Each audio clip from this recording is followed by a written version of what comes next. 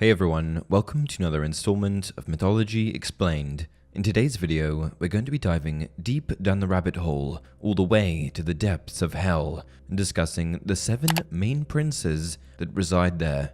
The concept of hell exists across nearly all mythologies, a place where the deceased go after a life of sin, a place where you are subjected to eternal suffering in order to pay for your wrongdoings. In Greek myth, we see hell go by another name, Tartarus, and in Norse myth, we see hell go by a very similar name, Hel, which also happens to be personified by a female Norse goddess.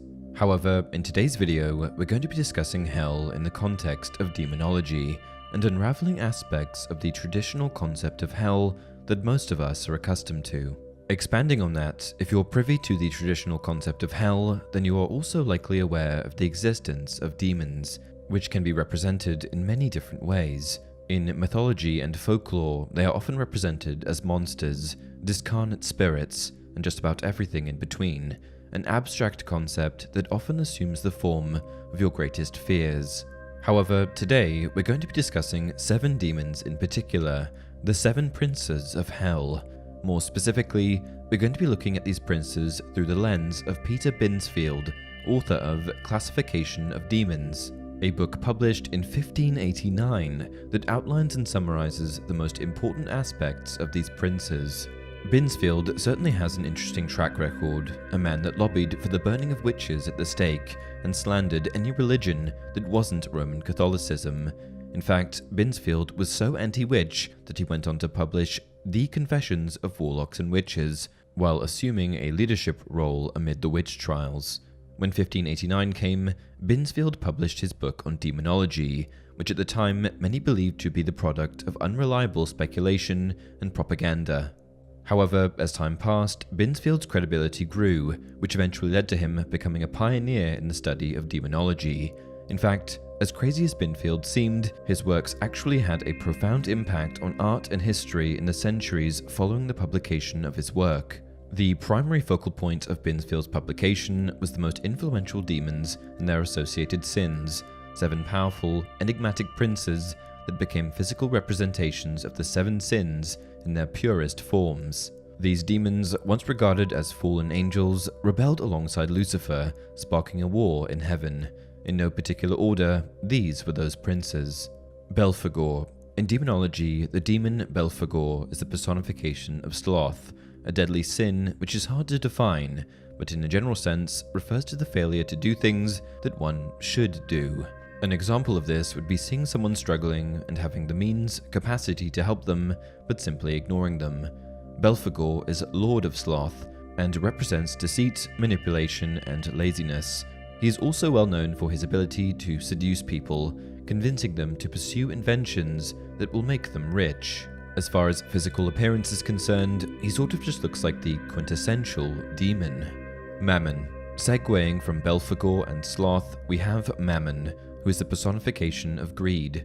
You're probably already accustomed to the concept of greed, but if you aren't, it essentially refers to an inordinate desire to acquire or possess more than one needs. A sin of desire. For this reason, Mammon is synonymous with greed, money, and the unnecessary pursuit of material goods. Unlike many of the other princes, Mammon is commonly depicted as more of an oversized human rather than a monster, which means that his appearance probably didn't change much after his fall from heaven. Beelzebub, aka the Lord of the Flies, is a personification of gluttony.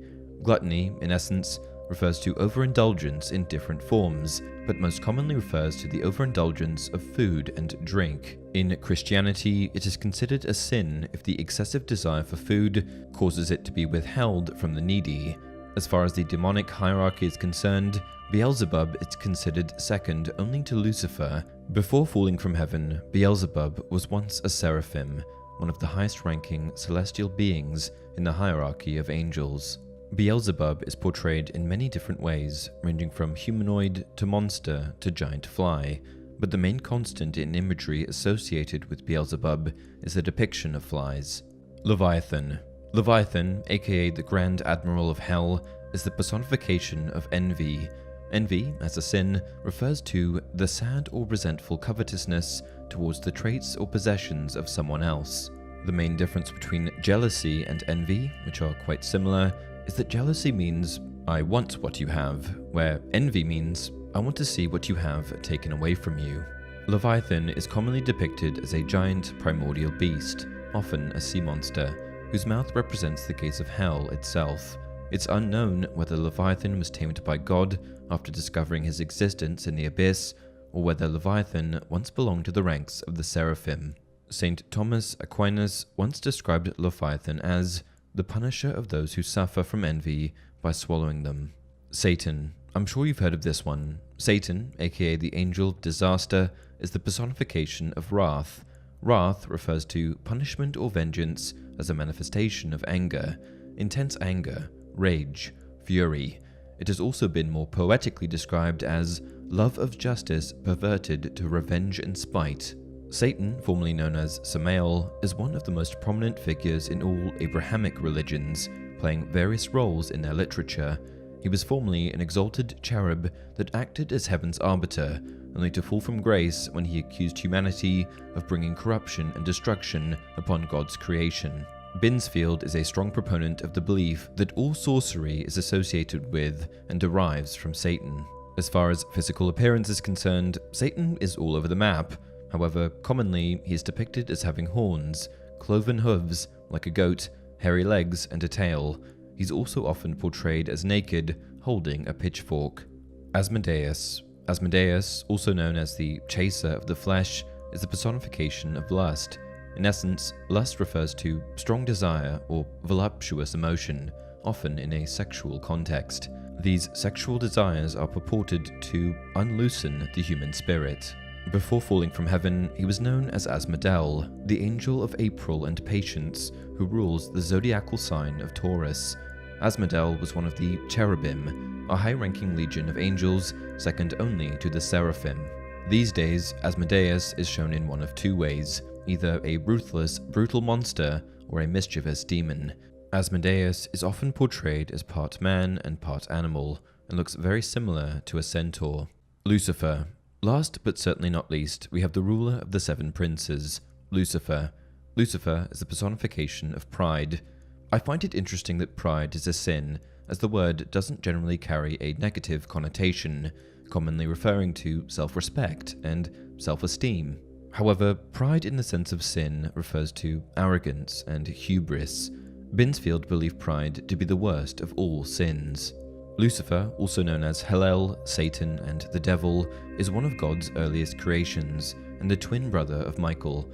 He is commonly regarded as the wisest, greatest, and most beautiful angel in all of creation, having virtually no equal, with only God being his superior. He is commonly perceived as the perfection of wisdom and beauty. Lucifer is infamous for being the first angel to rebel against God and heaven, initially causing the downfall of mankind.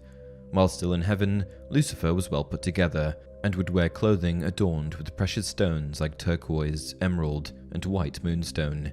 He also had the typical white angel wings that most people are accustomed to.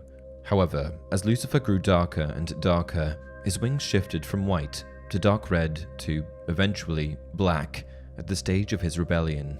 After his fall from heaven, however, Lucifer's wings were burned off and eventually mutated into giant red chiropteran wings.